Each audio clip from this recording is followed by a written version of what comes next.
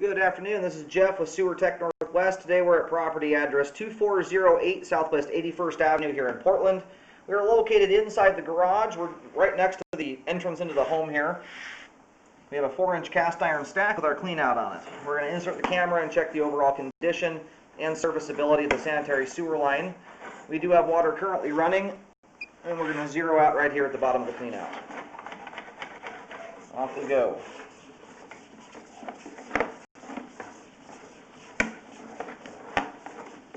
Alright, line transitions here, it looks like over to 4-inch ABS plastic, which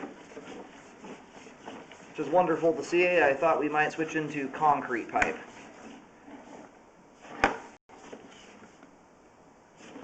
At least it appears to be ABS. We'll get a little better view at the flow line here once we drain the line out at the end. There's kind of some lumps. You know what? I think I spoke too soon here. It's got the black color of ABS. What made me start second guessing that is I'm running over a bunch of lumps and bumps in the flow line, and you've got a very indicative white staining on the sidewall of the pipe there. And you get up right here and you have this big deformation in the flow line. This would appear to be Orangeburg, which I've been doing this for, I've been 20,000 scopes, lots of them in Portland. I've never seen Orangeburg in this part of town. It's extremely rare. But this stuff has a 100% rate of failure. In my opinion, it is quite literally the worst sewer pipe ever made by man. And I don't mean that to scare people or whatever. It is terrible. It is made out of tar paper. It's layers of cardboard and tar stuck together. So all those bumps you see in the flow line are not debris. That's the actual sewer line material deforming over the top of rocks and roots. Now we switch over to concrete pipe here, and they ran that stuff all the way out to the street, it looks like. We reached the main here at 48 feet. And then the last little bit here is concrete, the stub coming off the main is. And there's a little stringy item here. That just looks like a wipe or a paper towel that's caught at the very end of the line. That does not need drain cleaning. It's way too far out to need that. So we're gonna map the entire Orangeburg section out here with white paint. My paint is not going to stick to the ground today, unfortunately. I'll try and take some pictures. We're having a very heavy rainstorm, so I'll try and get pictures here, but someone's very likely going to have to relocate and mark everything. But I'll at least tell you where everything's at and how deep it is.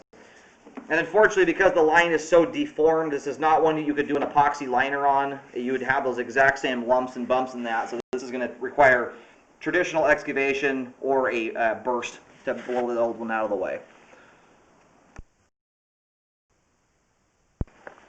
Alrighty, so the line appears to terminate right at the edge of the driveway. It looks like someone else has already scoped this line. There's white paint markings kind of at the front corner of the driveway just before meeting the street. And it's white paint, which the city typically doesn't use. So anyway, someone looks like has scoped it and has put a marking down there, thank goodness, when it was dry. So that paint will stay put.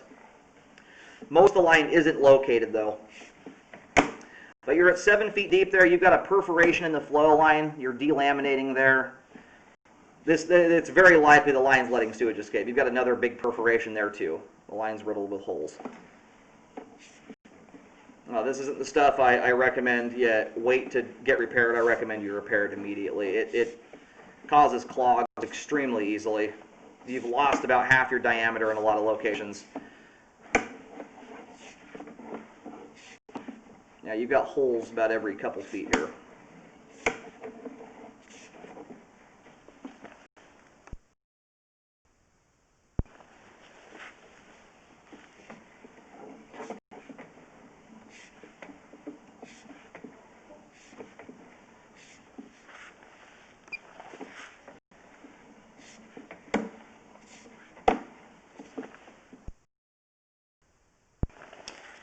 Alright, just in our locate, we're about mid-span in the driveway right now. I'm getting 3 feet deep there.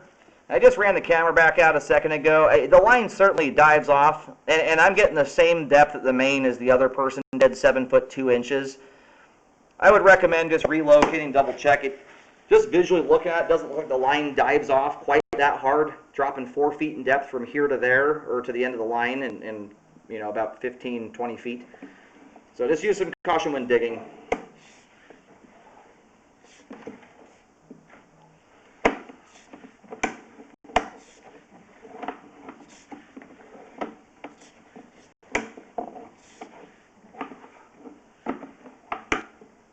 Yeah, there's, not that it's surprising, but we've got, again, holes leading all the way back throughout the entirety of the Orangeburg here.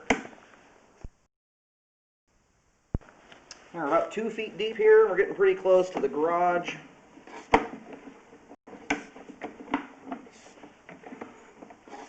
The last marking hole will be at this cast iron transition. Alright, the entirety of the line here is mapped out. I'll see if I can take a couple pictures. So far, the paint's sticking. The rain lightened up for a minute, but if it starts raining again, most of that paint's going to wash away because it's water-based. But the line, or the repair starts just outside the garage, maybe a foot or two out from the front left corner of the garage. You start out around 1 foot 6 inches deep, and it stays pretty darn shallow up until you get to the main. You're about 3.5 feet deep or so just prior to the main. I'm getting 7 feet deep at the main lateral. So again, use some caution when digging or relocate just to double check that. It's just kind of it's a big depth change in a short period of, or short length of pipe. I recommend all of the Orangeburg pipe be updated, and all the pipe in general be updated out to the end of homeowner responsibility. That concrete stub at the end is likely the stub off the main and not the homeowner's responsibility. But everything from the cast iron transition out to the end of homeowner responsibility, enter the main. I would not leave any of that stuff in the ground there. And it's all under the driveway. This is for any repair guys watching this. 100% of it is under concrete, ranging from 1.5 to 7 feet deep there. And that repair would go from 8 feet at the transition out to 48 feet. After any repair work is done, I highly recommend rescoping the sewer line. It's very important to do that to check the work, make sure the line didn't belly out or settle on you or anything like that. And because the way it spans the driveway, it crosses from one corner of the driveway to the next, moving from left to right as you look at it from the street. So it's one of those, you may end up needing to redo a lot of the driveway here because it spans the whole width of it and goes from corner to corner. Anyway, the sewer line is a failed sewer line. Highly recommend a full update here, all of the Orangeburg.